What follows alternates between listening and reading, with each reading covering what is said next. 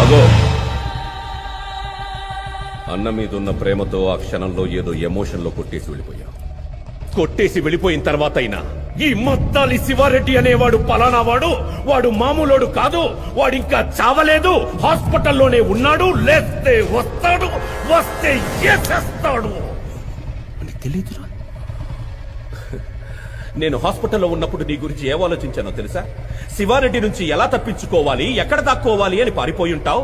నిన్ను పట్టుకోవడానికి ఎక్కడెక్కడ వెతకాలి, ఎన్ని రోజులని వెతకాలి అని ఆలోచించాను.